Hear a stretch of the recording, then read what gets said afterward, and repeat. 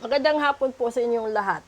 Ang videos na ginagawa ko, base yun sa sarili kong paniniwala at observation sa mga nagawa ko sa clients ko na naging effective at doon sa mga clients ko na hindi nakinig. Okay.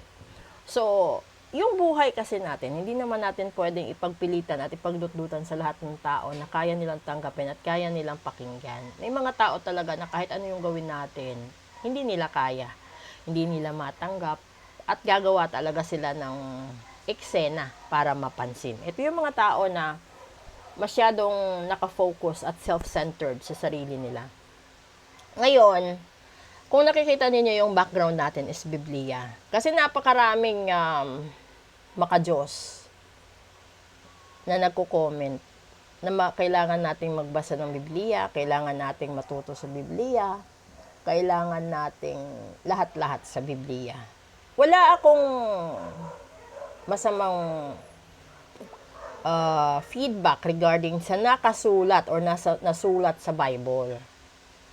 Yung masama is at the different ways of interpreting doon sa Bible.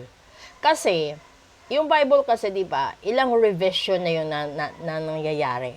So, if you are keen enough sa lahat-lahat, tingnan nyo kung kailan na-publish yung Bible, sino yung author, check nyo yung background ng author, and then, interpretation. Kasi parang ano lang din yan, gamutan. You have to ask for a first, second, third opinion. So, i-compare mo. 'Di ba?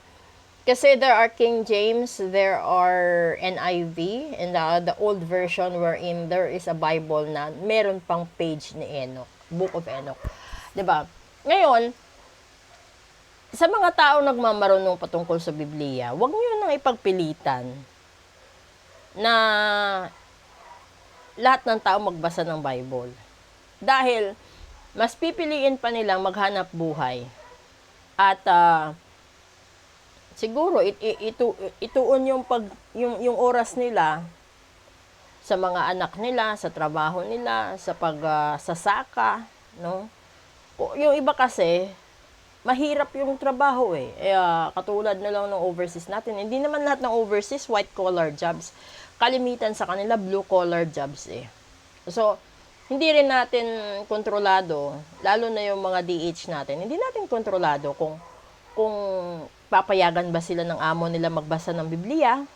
Kasi, yun nasa Middle East, they are not allowed to read any Catholic or any religion aside from being a Muslim or whatever religion that they are in honored with or they are into it, 'di ba?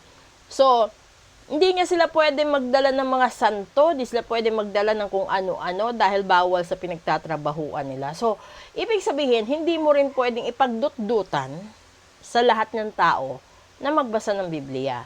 At kung gusto mong magbasa ng Biblia, magbasa ka, 'di ba? Magkaiba yung magbabasa ka kaysa naiintindihan mo at isinasabuhay mo.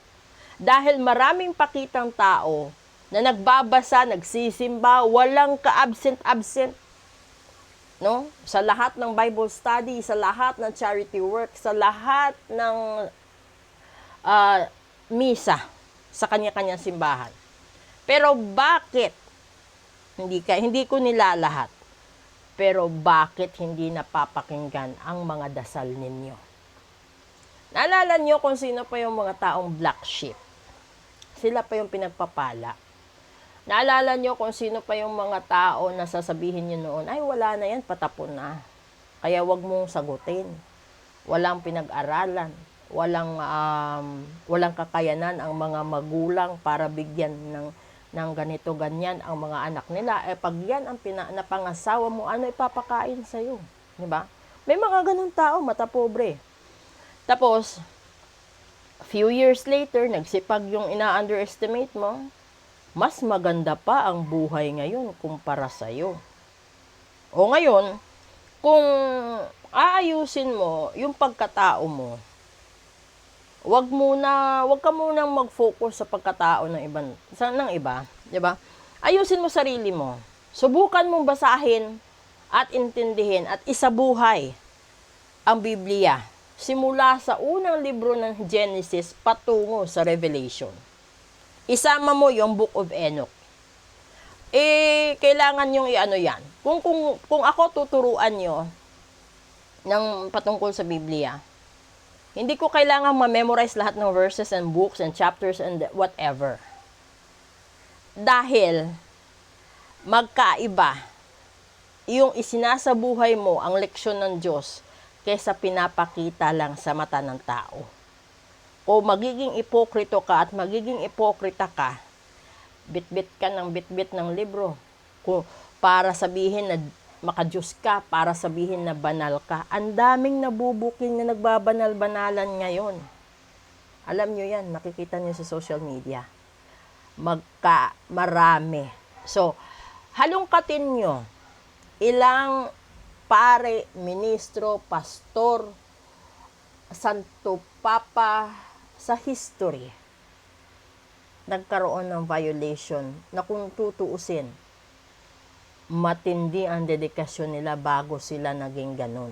'Di ba? Yung pastor naman noon, talagang totoo. Yung pastor ngayon, 50-50. Kasi maraming nagpapastor ngayon dahil sa ayuda. 'Di ba? Hindi ko nilalahat. Pero alam ng mga pastor na yan kung saan napupunta yung donations. Alam ng mga pastor na yan kung saan napupunta yung tithings. 'Di ba? Kasi naniniwala lahat ng mga followers, naniniwala lahat ng religious members that if they give and share everything or probably a portion of their own income, a portion of their own sources will be acknowledged and received and ano ba tawag doon? Everything that they will be asked from God will be granted, which is incorrect. Wag niyong bulahin yung tao. Dahil hindi ibibigay ng Diyos ang hinihiling niya. Kung sa tingin ng Diyos, hindi ito karapat-dapat at hindi nababagay sa tema ng buhay niya. Hindi pa tayo pinanganak, alam na ng Diyos kung saan tayo pupunta, saan tayo magkakamali, saan tayo magkukulang, saan tayo babangon sa panahon ng nadapa tayo. This is real talk. Pwede mong isabuhay ang laman ng Biblia, pero hindi sinabi ng Diyos na ipagmayabang mo sa karamihan. Sana marami kayong natutunan sa video na ito. Magandang hapon po.